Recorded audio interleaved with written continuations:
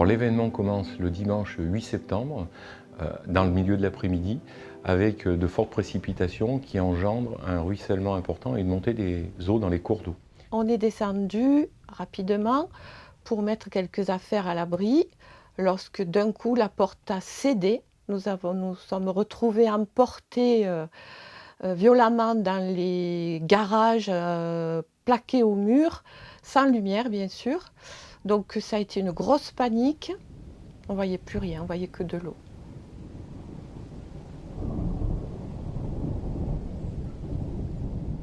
Bon, bien sûr, plus d'électricité, on n'avait plus rien. Les téléphones ne fonctionnaient plus, il n'y avait plus rien du tout. Donc on s'est réfugié à la gendarmerie et notre PC de crise, c'est à la gendarmerie. Et on avait de l'eau bien au-dessus du genou, quoi, hein, à mi-cuisse, en plein village. Et on n'a pas pu s'avancer dans les rues parce qu'on a eu peur de se faire emporter par le courant. Voilà, donc ça a été vraiment un événement très très dur pour nous. Hein. Je me souviens, ma voisine peu chère n'a pas survécu. On a eu un décès à côté de chez nous, une dame qu'on a retrouvée noyée le lendemain. C'était très très dur. C'était très impressionnant. On a perdu tout ce qui était dans la maison. Hein. Et ce qui est terrible, c'est qu'on ne peut rien récupérer parce que ce sont des eaux qui charrient. Et 24 heures après, c'est l'infection. Hein. Et la seule solution, c'est tout prendre et puis tout évacuer à la décharge.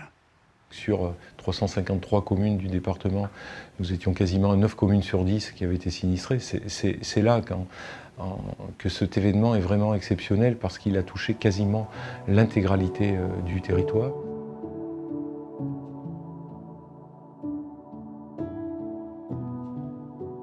Alors les premières actions, évidemment, c'était des actions de secours d'urgence. Hein. Beaucoup de personnes prises par les flots s'étaient réfugiées sur leur toit. Certaines ont cassé les toitures pour sortir sur les toits et ont dû être sauvées grâce à des hélicoptères. Il y a eu quand même une quarantaine d'élitroyages entre les pompiers et la gendarmerie. Les gens ils venaient se réfugier à la gendarmerie, il a fallu les consoler. Et puis rapidement on s'est organisé.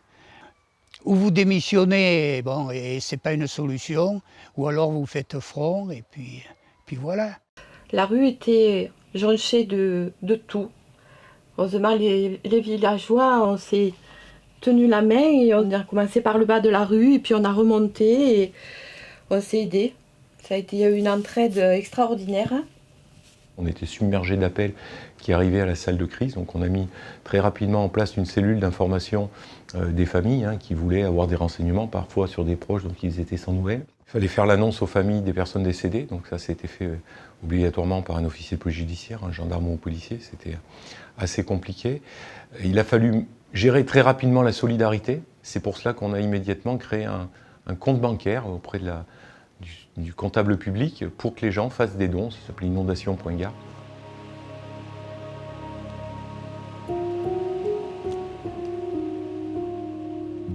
Les premières actions, il a fallu exproprier les gens qui étaient au bord du Gardon, les maisons qui étaient construites au bord du Gardon, qui étaient souvent construites sans autorisation. Voilà. Donc il a fallu démolir ces maisons. Beaucoup d'évolutions ont pu être faites sur les schémas d'alerte.